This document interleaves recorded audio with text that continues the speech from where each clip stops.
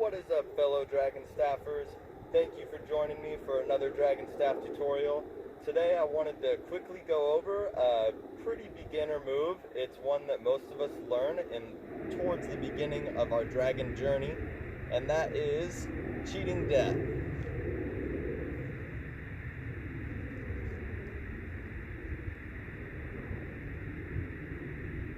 So in this video, we're going to cover 3 different variations of cheating death. The first being around the shoulders, the second being across the chest, and the third being across the arms, which will be basically pressed into each other at the chest.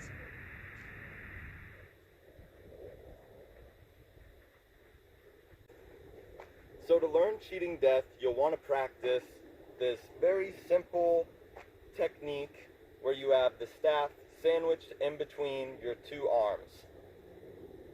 So in this instance, we have the left arm on bottom, right arm on top. And we're going to let the staff travel down the left arm, then we're going to flip the hands so that the opposite hand is on top, and then let the staff travel up the right arm,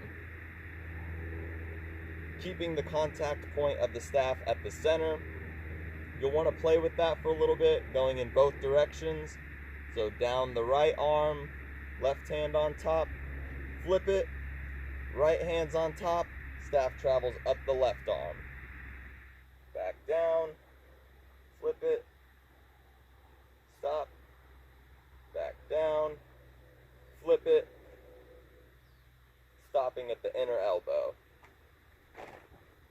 Once you're comfortable with that, we'll let the staff go around the shoulders completely. So when the staff is in front of you, it's best to keep the contact point at the center. Once the staff is traveling around the shoulders, I usually let the contact point shift just over slightly to the side of the center. So you can see I have each side of the staff marked with a different color here. So we have the center of the staff going down the left arm, do the little flippy, so that it's now traveling up the right arm. Just off to the side, you'll see the yellow tape travel up the right arm and around the shoulders.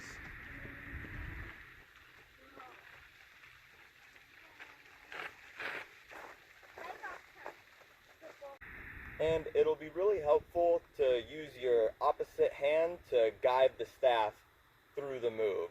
So center point travels down the left arm, flip it, travels up the right arm, and then you're using your left hand to kind of walk that side of the staff up the right arm, around the shoulder. It should make contact with both shoulders until it is traveling down the left arm, and then you'll allow the contact point to shift from the side of the staff more towards the center. And you can see by the marker, it's almost as if you could picture this center to the center right side of the staff as being like a little race car, and your arms and shoulders being the track. So that little race car is going to travel down the left arm, up the right arm, around the shoulders, back down the left arm. So the yellow marked side is going to continue to go around the arms and shoulders. The blue marked side will stay on the inside of the body.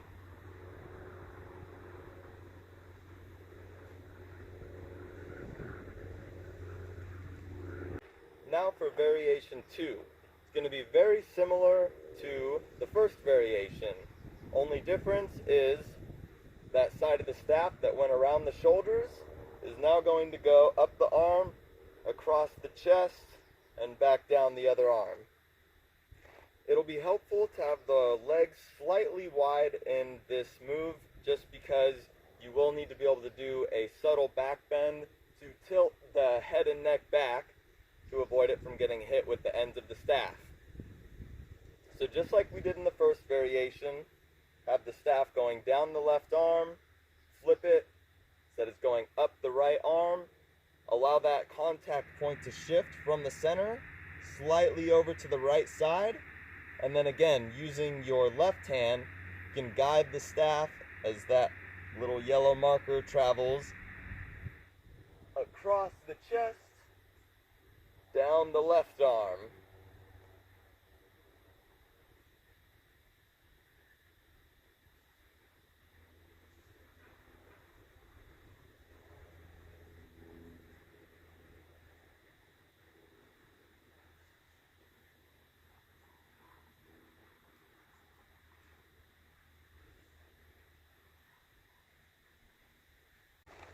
And for our third variation, the staff will travel across the arms, which will be pressed into each other right at the chest. This is probably the most tricky of the three. So it'll be much like our first two variations, only this time, staff travels down the left arm, up the right, and this time as soon as that right side of the staff meets the top of the forearm near the inner elbow, we're going to take our hand from being somewhat in front of us and fold the arm so that it's right across the chest. And that'll create a pathway for the right side of the staff to travel across the right arm. You'll have the arms together so they can travel across the left arm and then back down the left arm as usual.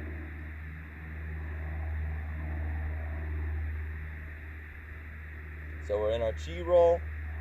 We allow the center point to travel down the left arm, flip it so that it's traveling up the right arm.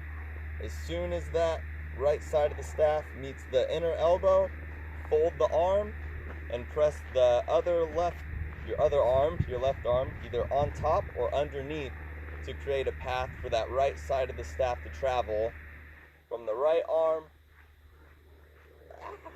across the left, and then extend the left arm back to being straight to create a path for the staff. I'll show that again. And for that one, I usually go right back into a chi roll instead of doing a continuous cheating death. As I said, it's a little more tricky than the first two.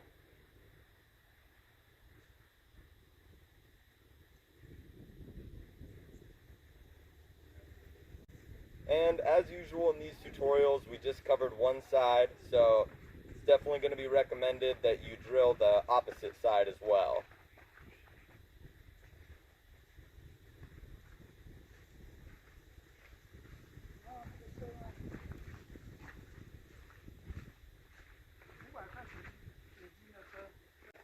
Thank you so much for watching.